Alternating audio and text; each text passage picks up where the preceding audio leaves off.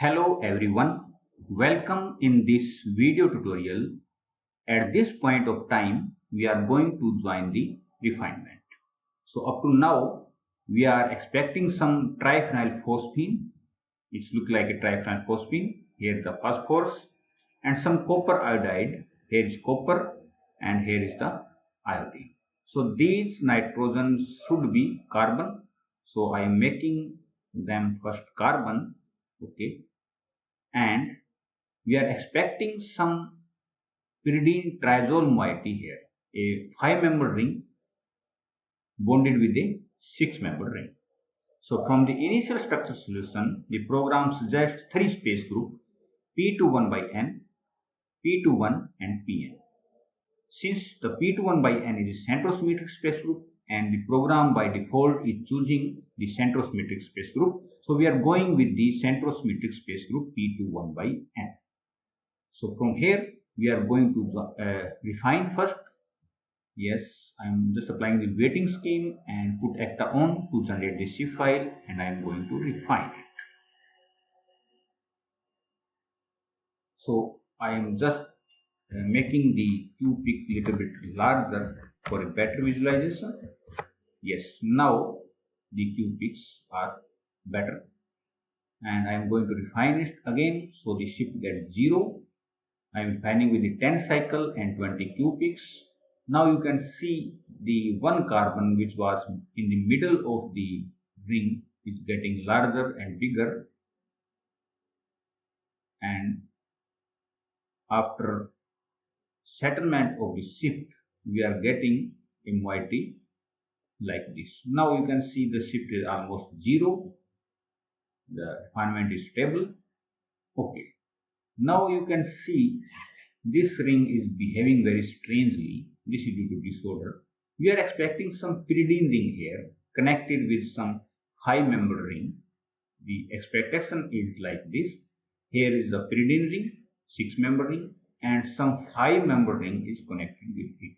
But from the asymmetric unit, it is not clear where is the 5-member ring. So what I have to do now, I am just pressing Ctrl G to grow the structure, and I have to see what I will get, and I am getting a moiety like this.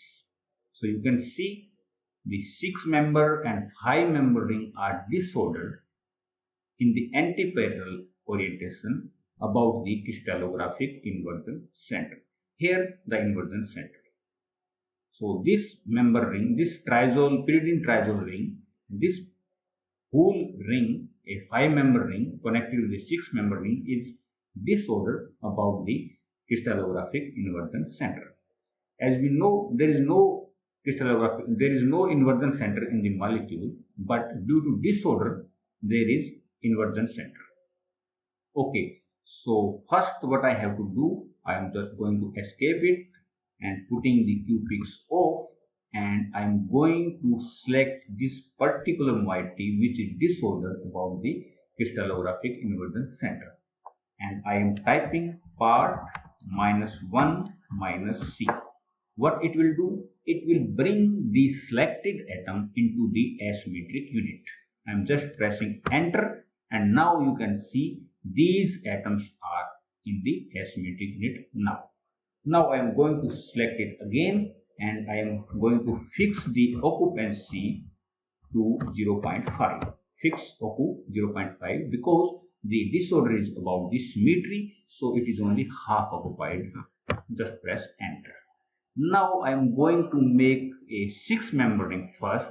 If I am going to delete this atom, here you can see a 6-member ring, not a happy ring, not a good looking ring, but still we can start. So 1, 2, 3, 4, 5 and 6 member ring. Now I need a 5-member ring. This nitrogen should be there because this ring will bind to copper through the nitrogen, not through the carbon. So this should be nitrogen. We are okay with this nitrogen. Then we need a 5-member ring. So 1, 2, 3, 4, 5, 6 and 7 carbon. This is due to disorder. So I have to delete those carbon atoms which are not making any sense right now. So I'm going to select this one and I'm going to delete.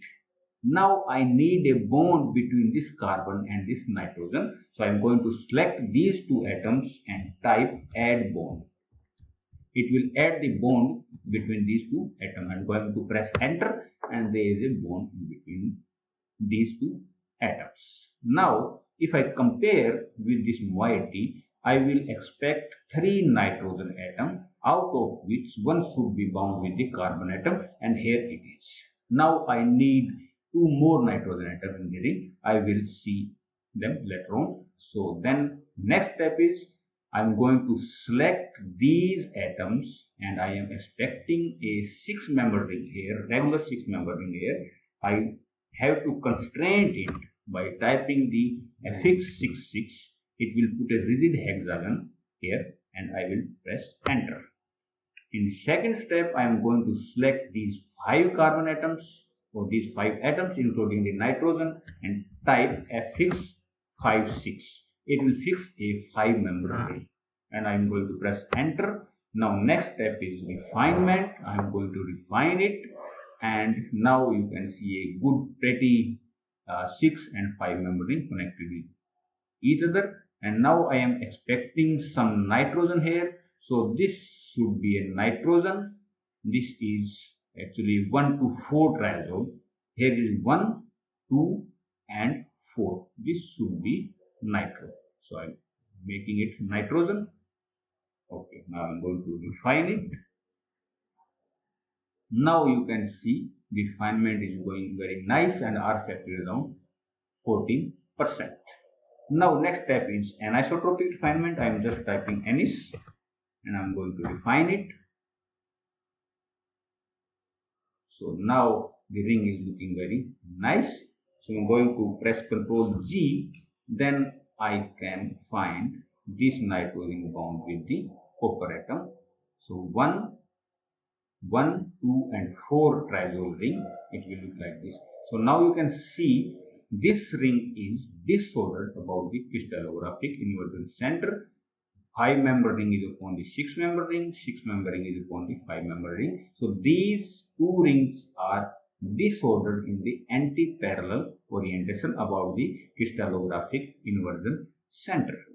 So I am going to fuse again and now I am expecting some hydrogen atom here. Some aromatic hydrogen. I am just going to select these carbon atom and type H add 43. It will fix the hydrogen on this carbon atom. But there should be hydrogen on the phenyl ring. I am just going to type H add. It will add the hydrogen. And now I am going to refine it. Yes. Now everything seems to be very nice. The R factor is around 5.9%. And everything is settled down. The shift is almost 0. And now I'm going to press Ctrl G. Then I'm going to go here. I'm going to go here. The whole molecule will looking like this. Hope it will help and thanks for watching the video.